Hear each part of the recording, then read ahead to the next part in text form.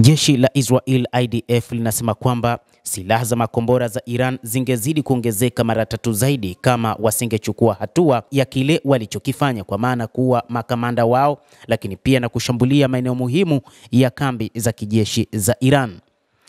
IDF imesema kwamba maendeleo ya haraka ya Iran ya mpango wake wa makombora imekuwa moja ya sababu kuu ya kuanzisha mashambulizi ya mapema. Hata hivyo, mkuu wa wafanyakazi wa IDF Luteni Jenerali Eyal Zamir ametoa taarifa akielezea mwenendo wa vita na Iran tia mashambulizi makubwa ya makombora ya balistiki kote Israel.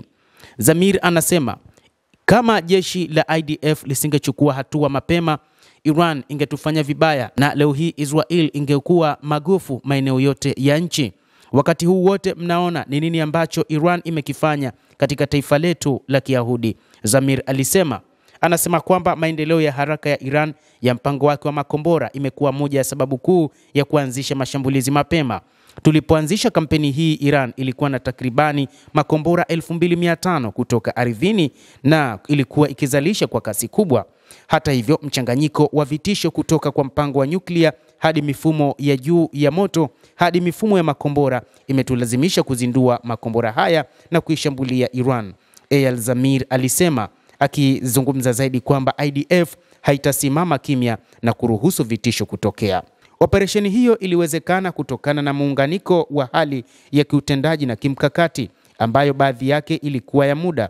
Kuchelewesha zaidi kungemaanisha hatari ya kupoteza masharti haya na kuingia katika kampeni katika siku zijazo na tukapata hasara kubwa sana, lakini tuligundua namna ya kuweza kupambana, tukaanzisha mashambulizi. Adui zetu wanashindwa kuelewa kwamba eneo la mbele la Israel ndilo chanzo cha nguvu za IDF, sio udhaifu wake. Wiki hii nilitembelea maeneo kadhaa na kuona athari na kuona uharibifu kwa macho yangu mwenyewe.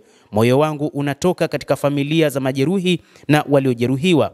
Tuko katika hali ya vita vya pande nyingi. Operesheni huko Gaza inaendelea na kwa bahati mbaya tunalipa gharama kubwa katika maisha ya wanajeshi wetu kama tulivyofanya wiki hii huko nchini Iran, anasema Zamir. Sijasahau hata kidogo kwamba kuna mateka 53 ambao bado wanashikiliwa na Hamas. Kuwarejesha nyumbani ni jambo la kimaadili na la kitaifa, na IDF inafanya kazi bila kuchoka ili kulifanikisha hili. Operesheni tunazofanya nchini Iran siku hizi pia zinachangia katika lengo hili. Kampeni haijaisha.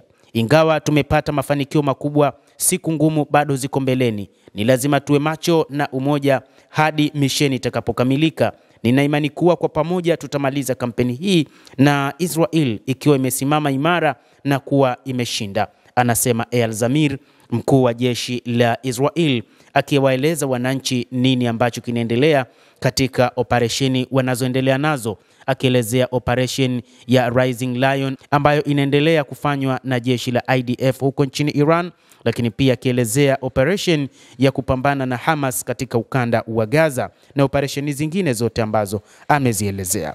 Mtazamaji wa The World News, endelea kutufuatilia, lakini usisahau kulike, kucomment, kadhalika na kusubscribe channel yetu hii. Mimi jina langu ni Adam Hussein, endelea kuwa nami, endelea kufuatilia kile ambacho tunakujuza.